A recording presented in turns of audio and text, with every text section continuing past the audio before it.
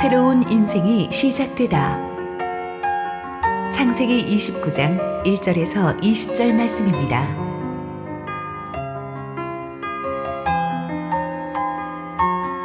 야곱이 길을 떠나 동방 사람의 땅에 이르러 본즉 들에 우물이 있고 그 곁에 양 세 떼가 누워 있으니 이는 목자들이 그 우물에서 양떼에게 물을 먹임이라. 큰 돌로 우물아귀를 덮었다가 모든 떼가 모이면 그들이 우물아귀에서 돌을 옮기고 그 양떼에게 물을 먹이고는 우물아귀 그 자리에 다시 그 돌을 덮더라. 야곱이 그들에게 이르되 내 형제여 어디서 왔느냐? 그들이 이르되 하란에서 왔노라. 야곱이 그들에게 이르되 너희가 나홀의 손자 라반을 아느냐? 그들이 이르되 아노라. 야곱이 그들에게 이르되 그가 평안하냐? 이르되 평안하니라. 그의 딸 라헬이 지금 양을 물고 오느니라. 야곱이 이르되 해가 아직 높은즉 가축 모일 때가 아니니 양에게 물을 먹이고 가서 풀을 뜯게 하라. 그들이 이르되 우리가 그리하지 못하겠노라. 때가 다 모이고 목자들이 우물아귀에서 돌을 옮겨야 우리가 양에게 물을 먹이느니라. 야곱이 그들과 말하는 동안에 라헬이 그의 아버지의 양과 함께 오니 그가 그의 양들을 치고 있었기 때문이더라. 야곱이 그의 외삼촌 라반의 딸 라헬과 그의 외삼촌의 양을 보고 나아가 우물아귀에서 돌을 옮기고 외삼촌 라반의 양떼에게 물을 먹이고 그가 라헬에게 입맞추고 소리내어 울며 그에게 자기가 그의 아버지의 생질이요 리브가의 아들 됨을 말하였더니 라헬이 달려가서 그 아버지에게 알리매 라반이 그의 생질 야곱의 소식을 듣고 달려와서 그를 영접하여 안고 입맞추며 자기 집으로 인도하여 드리니 야곱이 자기의 모든 일을 라반에게 말하매 라반이 이르되 너는 참으로 내 혈육이로다 하였더라. 야곱이 한 달을 그와 함께 거주하더니 라반이 야곱에게 이르되 내가 비록 내 생질이나 어찌 그저 내 일을 하겠느냐? 내 품삯을 어떻게 할지 내게 말하라. 라반에게 두 딸이 있으니 언니의 이름은 레아여 아우의 이름은 라헬이라. 레아는 시력이 약하고 라헬은 곱고 아리따우니 야곱이 라헬을 더 사랑함으로 대답하되 내가 외삼촌의 작은 딸 라헬을 위하여 외삼촌에게 7년을 섬기리이다. 라반이 이르되 그를 내게 주는 것이 타인에게 주는 것보다 나으니 나와 함께 있으라. 야곱이 라헬을 위하여 7년 동안 라반을 섬겼으나 그를 사랑하는 까닭에 7년을 며칠같이 여겼더라. 할렐루야. 우리 하나님께 감사와 영광의 박수 올려드리겠습니다. 축복된 주일 예배 오신 여러분 모두에게 하나님 은혜 충만하기를 축원합니다. 우리 함께 기도하시고 말씀 보겠습니다. 사랑의 아버지 은혜를 감사합니다. 오늘도 세상에서 지치고 상한 하나님의 백성들 말씀 듣고 살아나게 하옵소서. 부족하기 짝이 없는 종은 감추시고 오직 주님 홀로 영광 받아 주시옵소서. 예수님 이름으로 기도했습니다. 아멘. 크리스찬은 그냥 교회 다니는 사람이 아니라 예수님을 만난 사람입니다. 우리가 예수님을 만나서 거듭나게 되면은 우리 생각이 변하고 인격이 변하고 삶을 대하는 태도가 달라지게 됩니다. 주변 환경은 하나도 변하지 않았는데 사람이 변하면 인생이 달라질 것입니다. 지난주에 우리는 도망자 야곱이 베델에서 하나님을 체험하는 모습을 살펴보았습니다. 하나님을 체험하고 난 뒤에 야곱은 완전히 달라졌습니다. 오늘 본문에서 우리는 하나님을 체험한 야곱이 얼마나 달라졌는가를 살펴보게 될 것입니다. 오늘 본문 1절을 보니까 야곱이 길을 떠나 동방 사람의 땅에 이르렀다고 했는데 이 동방 사람의 땅은 바로 야곱의 최종 목적지인 메소포타미아 하란 지역입니다. 지난주에 야곱이 하나님을 체험했던 베델로부터 700km가 넘는 먼 거리입니다. 그런데 성경은 그 먼 거리를 야곱이 마치 옆에 집 찾아가듯이 그냥 쑥 왔다고 표현하는 것 같습니다. 지난주에 야곱이 고향에서 이 베델까지 가는 데는 85km였지만 그 길을 여행할 때 야곱은 쫓기는 도망자로서 얼마나 불안하고 얼마나 피곤하고 얼마나 힘들었는지 모릅니다. 마음은 온통 과거의 상처와 실패 그리고 미래에 대한 두려움으로 가득 차 있었습니다. 모든 관계가 엉망이 되어 있었고 거친 광야 같은 인생길을 혼자 감당해야 된다는 생각에 한 걸음 한 걸음이 천근처럼 무거웠습니다. 그런데 베델의 하나님을 만나고 나서 달라졌어요. 야곱이 달라졌어요. 전능하신 하나님께서 어디를 가든지 너와 함께 하겠다고 약속하셨습니다. 복을 주시기로 하셨습니다. 이제 세상에 두려울 것이 없습니다. 하나님을 만나서 하나님의 음성을 듣고 나면 새 사람이 됩니다. 새로운 삶이 시작될 것입니다. 상처가 치유되고 새로운 미래의 희망이 솟구쳐 오르기 시작합니다. 이제 슬펐던 과거는 지나가고 희망과 기쁨이 가득 찬 미래가 다가오게 됩니다. 고린도후서 5장 17절이 이제 그의 인생의 모토가 될 것입니다. 그런즉 누구든지 그리스도 안에 있으면 새로운 피조물이라 이전 것은 지나갔으니 보라 새 것이 되었도다. 아멘. 오늘 이 말씀이 저와 여러분에게 임하기를 바랍니다. 야곱은 베델의 하나님으로부터 너무 큰 격려를 받았습니다. 위로를 받았습니다. 그래서 베델을 떠날 때는 발걸음이 새털처럼 가벼웠습니다. 1절에 길을 떠났다는 말을 원어 의미 그대로 직역하면 발을 들어서 목적지를 향해서 힘차게 길을 떠났다는 뜻입니다. 마치 오랫동안 헤어졌던 연인에게 달려오는 사람처럼 꿈에 그리던 직장에 첫 출근하는 사람처럼 야곱은 힘차게 남은 여정을 시작합니다. 세상은 하나도 변하지 않았는데 야곱이 변했습니다. 그러니까 사는 자세가 완전히 달라졌습니다. 우리가 주님을 만나고 나면 세상이 변한 게 아니라 우리가 변합니다. 변한 우리가 세상을 다르게 살면서 세상을 변화시키는 것입니다. 하나님께서는 오늘도 하나님을 만난 사람에게 새 힘 주시는 분인 줄 믿습니다. 이사야서 40장 29절 31절 피곤한 자에게는 능력을 주시며 무능한 자에게는 힘을 더하시나니 소년이라도 피곤하며 곤비하며 장정이라도 넘어지며 쓰러지되 오직 여호와를 앙망하는 자는 새 힘을 얻으리니 독수리가 날개치며 올라감 같을 것이요 다른 박질하여도 곤비하지 아니하겠고 걸어가도 피곤하지 아니하리로다. 아멘. 지금 야곱이 그렇습니다. 하나님을 만나고 난 뒤에 새로운 힘이 그의 안에서 막 솟구쳐 오르는 거예요. 오늘 예배에서 저와 여러분도 하나님 만나고 그렇게 새 힘이 솟아나기를 축원합니다. 2, 3절은 이제 오늘 이야기의 배경이 되는 야곱이 도착한 우물가 상황을 설명합니다. 야곱이 먼 길을 여행해서 이 하란의 우물가에 도착해 보니까 세 무리의 양떼들이 우물가 주위로 누워 있습니다. 그 말은 각자 주인이 다른 세 무리의 양떼들이라는 거죠. 물이 귀하던 중동에서 우물은 정말 중요한 생명줄입니다.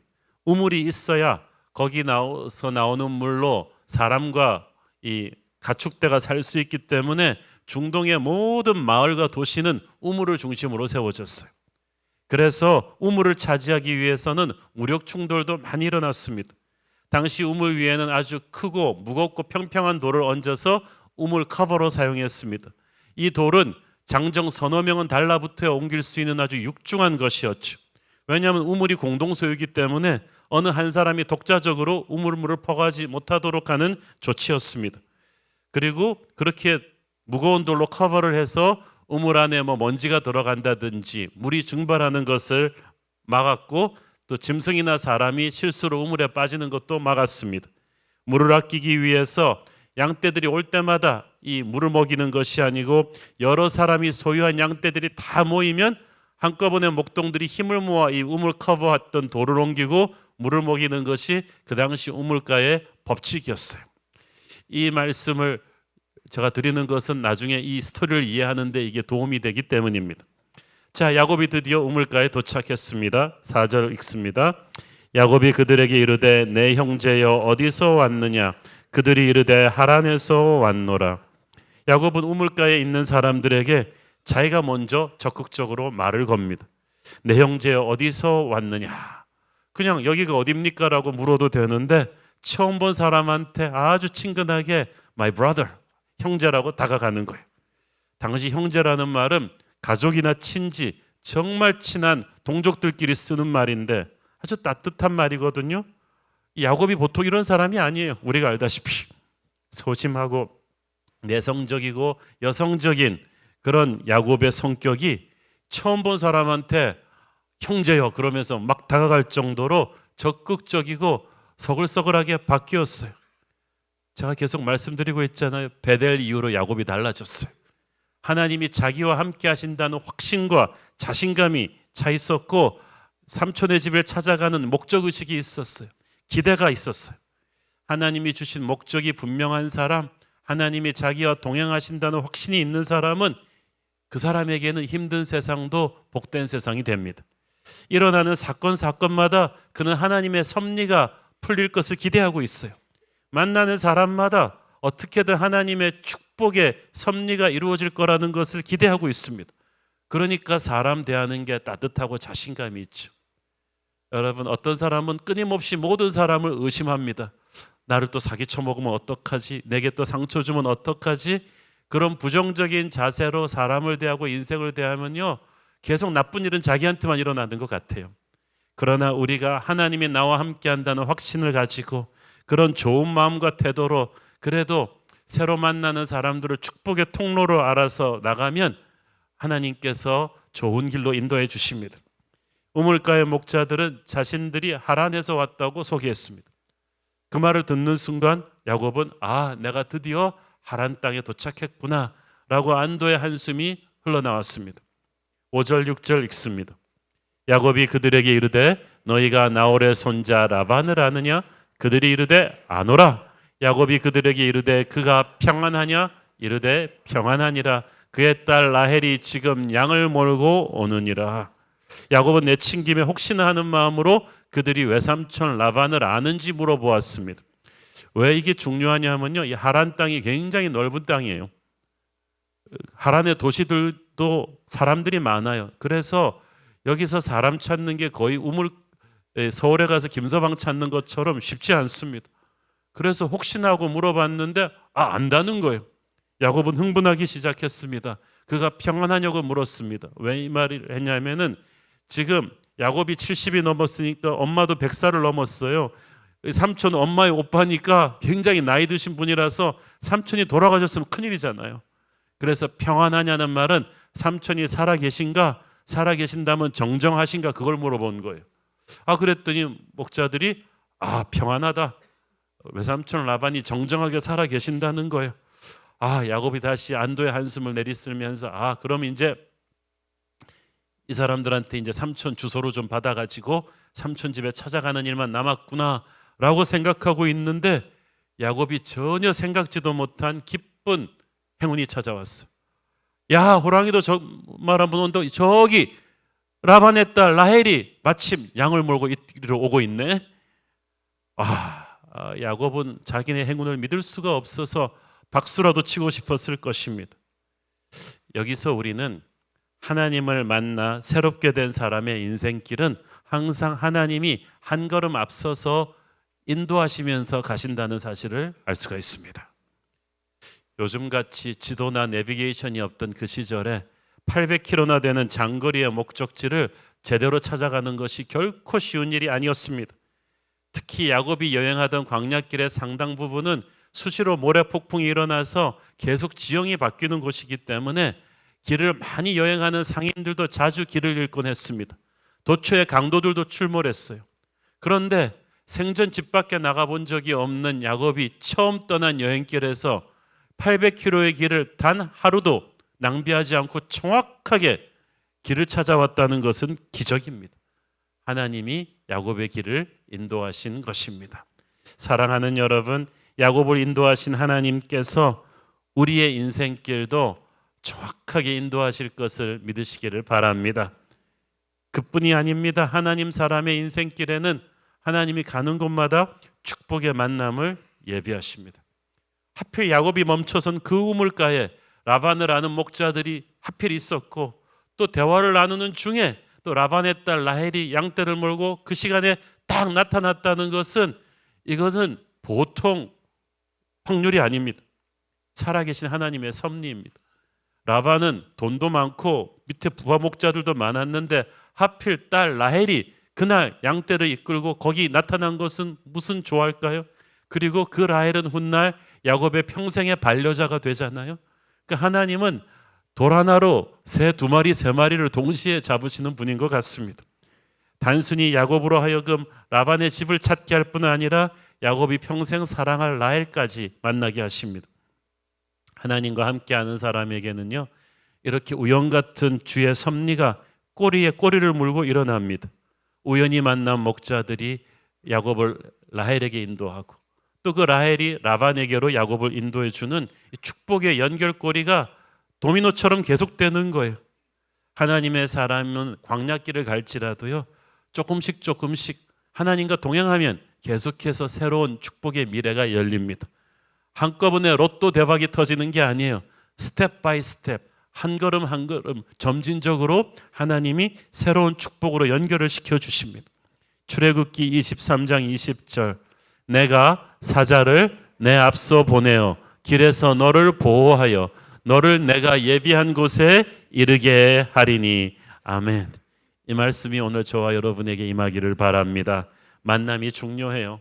하나님이 정하신 목적지까지 가는 데에는 수많은 만남들이 사고처럼 일어나면서 징검다리 역할을 하면서 우리를 이끌어줘요. 우리는 우리가 경험하는 모든 만남들을 하나님이 섭리하신다는 사실을 믿어야만 합니다.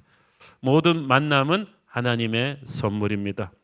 물론 잘못된 만남, 힘든 만남도 있지만 그런 만남은 빨리빨리 드롭되고, 하나님은 어떻게든 좋은 배우자, 좋은 친구, 좋은 목사님, 좋은 믿음의 동지들을 우리 가는 길에 엮어주셔서 하나님의 길로 인도하십니다.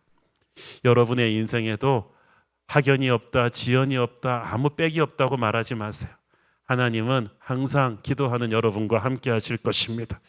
천성 가는 순례길에 스텝 바이 스텝 여러분을 희한하게 연결시키셔서 좋은 길로 인도해 주실 거예요. 이 우물가가 정말 놀라운 축복의 장소예요. 성경에서 보면은요, 우물가에서 좋은 일이 많이 일어나요.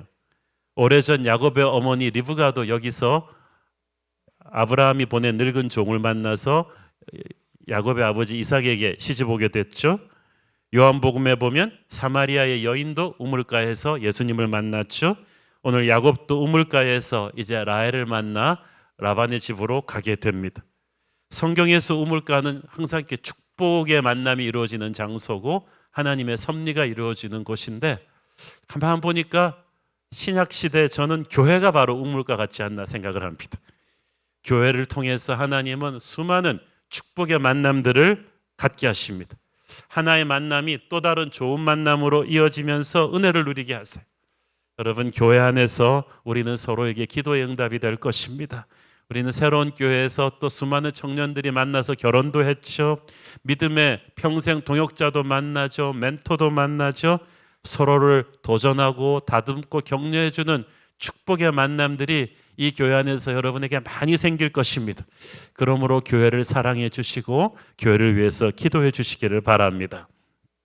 자, 외삼촌 라반의 딸 라헬이 양떼를 몰고 이쪽으로 오고 있다는 목자들의 말을 듣자마자 이 야곱이 또 참 돌발적인 의외의 행동을 합니다. 7절 읽습니다.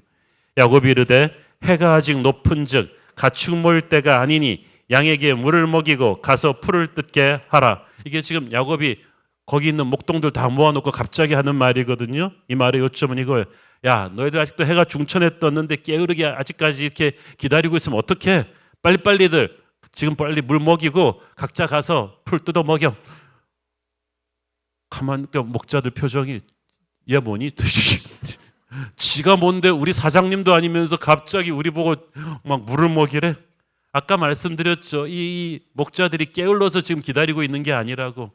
공동 소유이기 때문에 우물이 모든 양떼가 모였을 때 한꺼번에 이 돌을 드러내고 차례로 물을 먹이는 게 우물가의 철칙인데, 어디서 굴러온 사람이 갑자기 막 자기가 사장님인 것처럼 야, 너 일로 일로 빨리빨리 물 먹이고 빨리빨리 가서 풀 뜯어 먹여. 야곱이 왜 이랬겠어요? 라헬이 오고 있다는 소식을 들었기 때문이에요. 반가운 라반의 딸 라헬이 오면은 자기가 달려가서 회포를 풀어야 되는데 이 수많은 목자들이 이 청중으로 보고 있으니까 좀 민망하거든요. 그래서 목자들 빨리빨리 돌 치우고 물 먹이고 가라 이렇게 흩어버리려고 그런 거. 야곱의 속내를 모르는 목자들은 당연히 싫어. 네가 뭔데 도대체 우리한테 그러고 있는 거야. 근데 보니까 야곱이 진짜 좋은 말로 당당해졌고 나쁜 말로 뻔뻔해졌어. 이렇게 보니까 하나님이 자기와 함께 하고 있다는 이 자신감이 있으니까 막 당당한 거예요. 근데 야곱의 돌출 행동이 여기서 끝나지 않습니다. 9절 10절 읽습니다. 야곱이 그들과 말하는 동안에 라헬이 그의 아버지의 양과 함께 오니 그가 그의 양들을 치고 있었기 때문이더라. 야곱이 그의 외삼촌 라발의 딸 라헬과 그의 외삼촌의 양을 보고 나아가 우물아기에서 돌을 옮기고 외삼촌 라반의 양떼에게 물을 먹이고.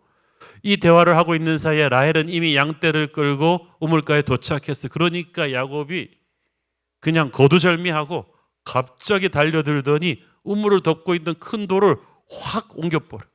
아까 제가 말씀드렸죠. 이건 한 명이 옮길 수 있는 큰 돌이 작은 돌이 아니에요. 서너 명이 달라붙어야 되는 이 큰 돌을 야곱이 갑자기 어벤져스가 됐는지 그냥 하나님이 주시는 힘으로 확 옮겨버렸어요. 그러니까 모든 사람이 충격을 받아서 벙 하고 바라보고 있는 사이에 야곱이 또 갑자기 이러세요 이러세요 그래갖고 수많은 이미 기다리고 있는 목자들을 제끼고 라헬의 양떼를 확 앞으로 몰아내서 물을 먹였어. 이건 새치기도 보통 새치기가 아니고요, 그 당시 우물가의 질서를 깨뜨리는 무례한 행동인데 야곱이 너무 거침없이 움직이니까 사람들이 기가 질려서 아무 말도 못했습니다. 쟤 도대체 누구냐? 뭐 왕자냐? 왜? 야곱의 돌출 행동 넘버 3 그 정도로 끝나는 게 아니에요. 11절 12절 읽습니다. 그가 라헬에게 입맞추고 소리내어 울며 그에게 자기가 그의 아버지의 생질이요 리브가의 아들됨을 말하였더니 라헬이 달려가서 그 아버지에게 알림해. 야곱은 다짜고짜 리브가를 끌어안고 입을 맞춰버렸어. 이렇게 해서 그 라헬은 자기 인생의 첫 키스를 이렇게 얼떨결에 황당하게 하고 말았던 거예요. 이 당시 히브리인들은 가까운 친족을 오랜만에 만났을 때 그렇게 격하게 애정 표현을 합니다. 그런데 사실 일반적인 경우에는 먼저 내가 누구다 라고 신분을 밝힌 뒤에 입 맞추고 울든지 해야 될 거 아니에요. 근데 야곱이 그냥 다짜고짜 입부터 맞추고 울기부터 하고 나서 그 다음에 내가 너의 사촌 야곱이다 라고 신분을 밝힙니다. 여기서 우리는 앞뒤 가리지 않고 막 행동하고 있는 야곱을 보면서 야곱이 얼마나 흥분하고 있는가를 알 수가 있어요. 없던 힘이 몇 배로 솟아나서 막 큰 돌도 막 옮기고 다른 사람들 눈초리도 상관없이 막 새치기 하면서 라헬의 양떼한테 막 물도 먹이고 처음 보는 라헬한테 끌어안고 뽀뽀도 하고 울기도 하고. 야곱이 왜 이렇게 흥분하고 있을까요? 왜냐하면 지금 야곱은 자기의 인생에서 하나님이 역사하시는 것을, 축복하시는 것을 조금씩 경험하고 있기 때문이에요. 말씀을 듣는 거하고 말씀이 자기의 삶에서 이루어지는 걸 경험하는 건 완전히 다른 거예요. 말씀을 들을 땐 좋을 수 있어도 말씀이 내 삶에서 이루어질 땐 좋을 수 없어요. 지금 야곱은 자기의 인생에서 하나님이 인도하신다는 것을 체험하고 있어요. 정확한 지도도 없이 정신없이 800km나 되는 먼 길을 정확하게 목적지를 찾아왔잖아요. 우연 같은 섭리인데 가만 보니까 그 목적지에 목자들이 라반을 안다 그러고, 그리고 마침 그 얘기하고 있는데 저기서 라반의 딸 라헬이 오고.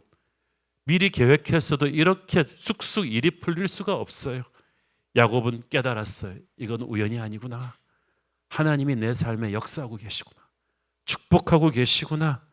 하나님이 여러분의 인생에 개입하고 있음을 믿는다면요, 느낀다면 흥분하기 시작합니다. 하루하루가 흥분이 돼요. 왜냐하면 하루하루가 하나님을 기대하라거든요. 인생이 따분하게 느끼는 사람은요, 그냥 인생이 모든 게 우연의 일치고 하나님이 역사하지 않는다고 생각하는 사람이에요. 그러나 하나님이 내 인생에 개입하고 계시고 내가 어떤 순간에 어떤 자리에 있어서 어떤 사람과 만나서 어떤 대화를 만나는 것까지도 하나님의 손에 있다고 믿는 사람은 하루하루 살아가는 게 감격스럽고 흥분이 됩니다. 그냥 굿모닝 홀리 스피릿 하고 일어나서는 오늘도 What's your surprise for me today? 오늘 하나님은 나를 위해 어떤 깜짝 놀라는 축복을 준비하셨습니까? 누가 내게 보내는 하나님의 선물입니까? 어떤 사건이 나를 하나님의 축복으로 인도하는 축복의 통로가 될 것입니까? 여러분에게도 저에게도 이런 감격과 흥분이 있기를 바랍니다. 여러분, 하나님이 매 순간 함께하는 것을 느끼는 사람은요, 이런 흥분이 있어요. 지금 야곱은 아직 외로운 빈털터리 나그네 신세에서 벗어나지를 못했습니다. 그러나 하나님이 보여주시는 새로운 미래 가능성을 이 우물가에서 조금씩 보기니까 벌써 감격이 있고 흥분하는 거예요. 여러분, 태양이 솟구쳐 올 때 금방 하늘로 덩실 뜨는 태양이 아닙니다. 처음에 여명이 빛이 밝아올 때는요, 저 지평선 끝에서 자그마한 빛으로 뜹니다. 그러나 그것을 보는 순간 우리는 이미 다가올 태양을 보고 있는 거예요.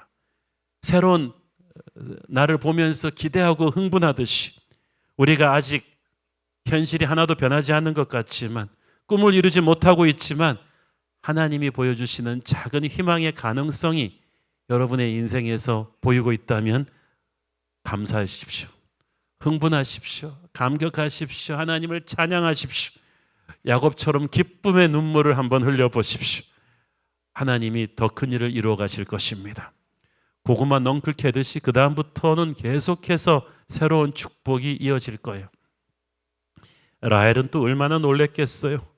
생면부지의 남자가 막 초인적인 힘으로 돌을 옮기더니 그 다음에는 막 자기 양떼들 막 다른 목자들 앞에서 그냥 확 새치기 해서 물 먹이더니 자기 끌어안고 뽀뽀하더니 생전 말로만 들었던 고모 리브가의 아들이라고 하니까 라헬은 막 멘붕이 와요. 그래갖고 아빠 그러면서 막 집으로 튀었어. 라반한테 가서 이 사실을 고하니까 라반 또한 버선발로 뛰어나왔죠. 13절 14절 읽습니다. 라반이 그의 생질 야곱의 소식을 듣고 달려와서 그를 영접하여 안고 입맞추며 자기 집으로 인도하여 드리니 야곱이 자기의 모든 일을 라반에게 말하매 라반이 이르되 너는 참으로 내 혈육이로다 하였더라. 야곱이 한 달을 그와 함께 거주하더니. 라반이 왜 이렇게 반갑게 뛰어나왔냐 하면요, 진짜 반가워서 그래요. 왜냐하면 라반의 동생 리브가가 오래전에 시집 가가지고 20년이 지나서 야곱과 에서를 낳았거든요. 그러니까 야곱과 에서가 지금 70이 훨씬 넘었어요. 그러면 리브가가 시집간 횟수도 거의 100년 가까운 거예요. 금 100년 전에 누이 동생이 시집 간다고 집을 떠났는데 전화 통화도 안 되고 얼굴도 못 봤는데 갑자기 리브가의 피부치 아들이 딱 나타나니까 얼마나 반가웠겠어요. 그리고 만나보니까 정말 피는 못 속인다고, 그래서 야곱을 끌어안고 엉엉 울었을 것입니다. 야곱은 라헬을 끌어안고 울었다가 이제 또 삼촌을 끌어안고 웁니다. 800km나 되는 험난한 도망자 생활이 이제 끝나고 야곱은 이제 좀 안도의 한숨을 쉬는 거야. 남자도 이렇게 울 때가 있습니다. 우리가 이렇게 끌어안고 엉엉 울 수 있는 분이 바로 예수 그리스도이십니다. 우리가 주님을 만날 때 세상에서 받았던 모든 스트레스와 서러움이 탁 놓아지면서 기쁨의 눈물이 솟구쳐 오르죠. 라반이 이제 야곱을 따뜻하게 환대하며 자기 집으로 인도해 드렸죠. 그 야곱이 자기의 모든 지난 일을 라반에게 말하고 이제 그 집에 정착하게 됩니다. 야곱이 앞으로 거기서 무려 20년 동안 거하게 될 줄은 라반도 야곱도 몰랐어요. 그런데 이 라반의 집이 야곱의 인생에 있어서 제2의 고향이 돼요. 굉장히 중요해요. 야곱의 집은 아니었지만 하나님이 이곳에서 야곱이 나그네가 아닌 하나님의 비전을 준비할 사람으로 준비되게 하는 곳이에요. 이렇게 우리 인생에서 우리가 예기치 못했지만 하나님이 우리를 연단시키고 준비시키는 곳이 있어요.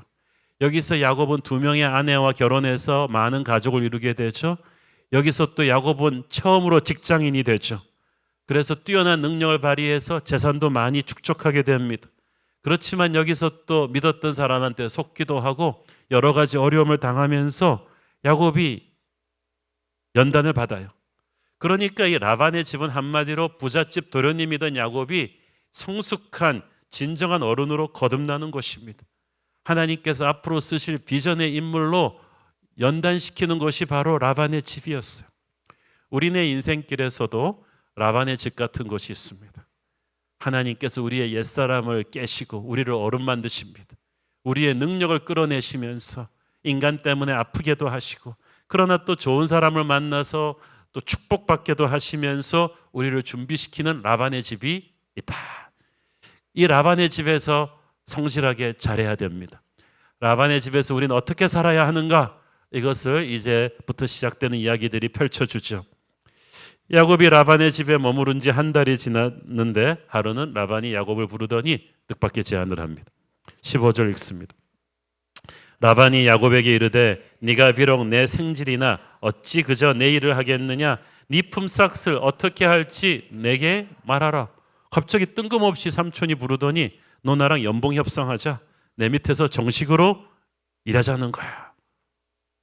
이로 미루어 보아서 우리는 지난 한 달 동안 야곱이 손님으로서 빈둥빈둥 놀고 지낸 것이 아니라 정말 열심히 일한 것을 알 수 있죠. 누가 시켜서 한 것도 아니에요. 손님이니까 가만히 놀고 먹어도 괜찮았어요. 그런데 야곱은 몸을 아끼지 않고 아침부터 밤까지 부지런히 일한 데다가 일을 또 뛰어나게 잘해요. 그러니까 이 라반은 삼촌의 눈으로 본 게 아니라 기업주의 입장에서 이건 어디서 굴러온 보물단지야. 보수도 받지 않고 종들보다 더 열심히 일하고 더 잘하니까 이건 자원봉사자가 정규직 직원보다 더 뛰어난 거야. 그래서 우리가 알다시피 조금 있으면 알게 되지만 라반은 보통 사람이 아닙니다. 좋은 일꾼 하나 구하기가 얼마나 어렵다는 걸 알기 때문에 야야 바로 계약서 쓰자. 너 같으면 고액 연봉을 주고도 내가 데리고 있고 싶다고 하는 거예요. 여러분 여기서 정말 우리가 배워야 될 게 있죠. 보통 사람은 직장이 주어지고 직분이 지어지고 월급이 어느 정도 확보되면 그때부터 열심히 일하면 된다고 생각하는데 그렇지 않아요. 야곱은 직장도 정확한 직분도 월급도 아무 개런티가 없던 그때에 성실하게 자기의 몸을 움직여서 일한 거예요. 여러분 최선을 다해서 주어진 상황에서 죽게 하듯 열심히 하십시오. 하나님께서 반드시 우연을 가장한 축복을 주실 거예요. 그것이 여러분이 이번 단계에서 더 새로운 단계로 업그레이드하는 하나님의 축복의 도구가 될 것입니다. 삼촌의 그 오퍼에 야곱은 어떻게 대답합니까? 좀 진짜 엉뚱한 사람이에요. 야곱. 시작. 야곱이 18절 라헬을 더 사랑함으로 대답하되 내가 외삼촌의 작은 딸 라헬을 위하여 외삼촌에게 7년을 섬기리이다. 그 당시는 결혼 지참금으로 신랑이 신부집에 지참금을 많이 줬는데 야곱은 자기가 가진 돈이 없으니까 7년치 연봉을 미리 당겨서 가불해서 탁 씁시다.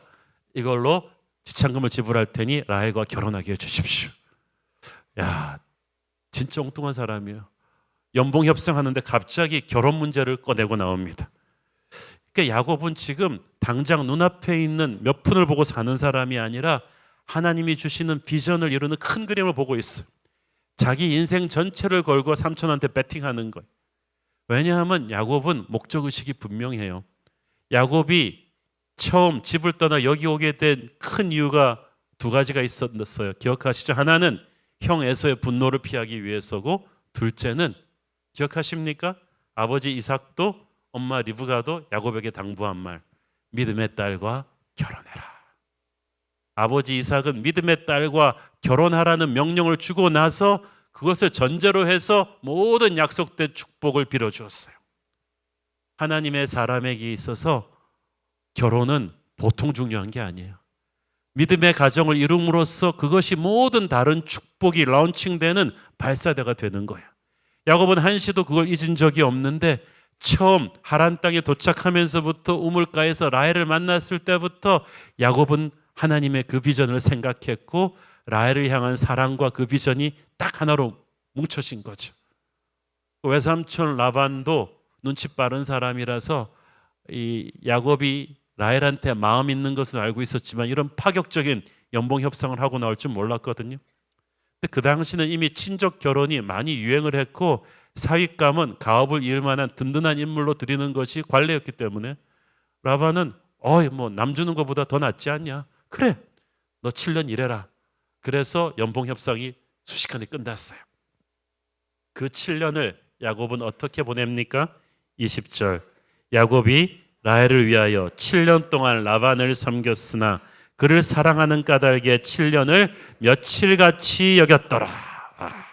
성경에서 나오는 가장 로맨틱한 말이에요. 제가 아는 주부분이 남편한테 쓰레기 좀 버려달라 그랬더니 남편이 툴툴거리니까 아니 당신은 야곱은 자기 아내를 얻기 위해서 7년을 며칠처럼 여겼는데 당신은 7분 쓰레기를 못 버려주냐는 거지. 성경 말씀은 그렇게 적용하는 게 아니죠. 돈 보고 했더라면 이 7년 노동 힘들어서 못합니다. 그런데 사랑하니까 7년이 며칠 같습니다. 여러분이 주님을 정말 사랑해서 사역하면 힘들지 않아요. 사역이 힘들고 짜증이 나는 건 사랑이 식었기 때문이에요. 라헬을 위해서 시간 가는 줄 모르고 힘든 줄 모르고 일했던 야곱처럼 주님을 위해서 힘든 줄 모르고 사역하는 저와 여러분 되기를 바랍니다. 야곱은 하나님을 만난 뒤로 인생이 즐거웠습니다. 미래를 항상 긍정적으로 생각했습니다. 형 에서에 대한 열등감도 이제 다 접었어요. 우리 집에서 귀한 도련님이었던 내가 여기까지 와서 이제 종처럼 일해야 되는가 이런 생각하지 않았어요. 여러분, 새로운 미래로 가는 데 있어서 가장 걸림돌은 과거에 대한 쓸데없는 집착이에요. 내가 어느 대학 나왔는데, 내가 과거에 높은 지위에 있었는데 이런 생각을 하면은 현재가 불행해져요. 과거를 잊어버리세요. 지금 수준에서 감사한 마음으로 다시 시작하십시오. 하나님께서 새로운 인생을 열어주실 것입니다. 야곱이 외롭고 가난할 때 하나님이 찾아오셔서 베델에서 그를 만나 주셨습니다. 하나님을 만나고 나니까 인생 사는 게 달라졌어요. 여러분도 교회 나오는 사람이 아니라 하나님 만나는 사람 되기를 바랍니다. 성령을 체험하기를 바랍니다. 그러면 나약하고 소심하던 야곱이 변한 것처럼 여러분도 변할 것입니다. 성격이 변할 것이고 사람을 대하는 태도가 달라질 것입니다. 인생이 새롭게 출발하게 될 것입니다. 그런즉 누구든지 그리스도 안에 있으면 새로운 피조물이라. 이전 것은 지나갔으니 보라 새 것이 되었더라. 이 믿음을 가지고 담대히 하나님과 동행하십시오. 그러면 주께서 앞서가시며 여러분의 앞날을 축복으로 예비하실 줄로 믿습니다. 기도하겠습니다. 주님 은혜를 감사합니다. 베델에 하나님을 만난 야곱이 새로운 자세로 인생을 살았듯이 우리도 그렇게 되게 하여 주시옵소서. 우연 같은 만남의 축복들이 우리 앞에 예비되어 있을 줄 믿습니다. 어떤 어려움이 와도 담대히 믿음으로 하나님을 찬양하며 나가게 하여 주옵소서. 예수님 이름으로 기도했습니다. 아멘.